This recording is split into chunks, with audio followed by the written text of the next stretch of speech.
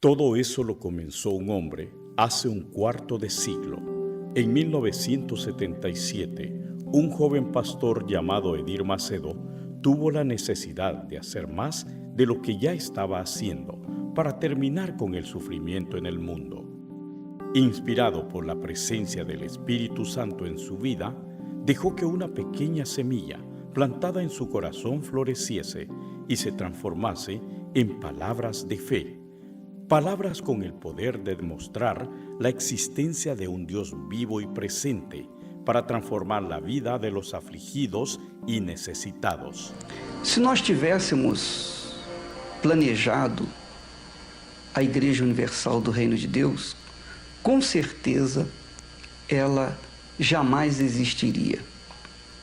Ela surgiu a partir de um profundo desejo de levar às pessoas o conhecimento do Deus vivo, o Deus de Abraão, o Deus de Isaac, o Deus de Israel.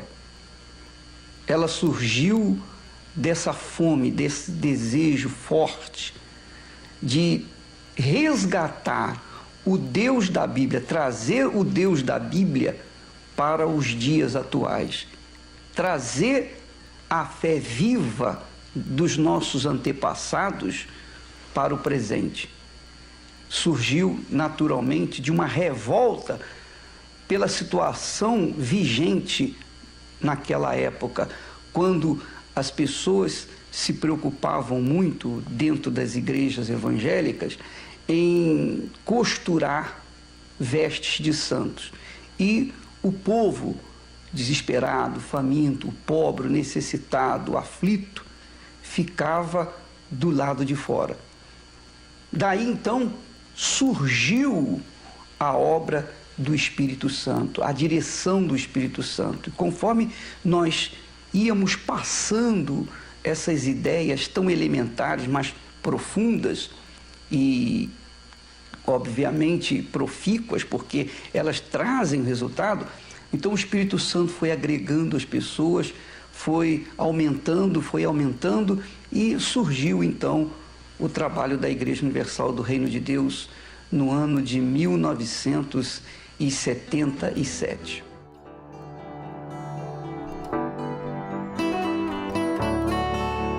Sin tener condiciones de pagar la renta de un templo, el joven pastor predicaba la palabra de Dios en una plaza pública, desde una pérgola en el Jardín de Mier, en Río de Janeiro. Él hablaba al pueblo palabras de vida y esperanza que tocaban en todos los corazones. Comenzaba una nueva era de amor, paz y prosperidad para millones de personas en todo el mundo.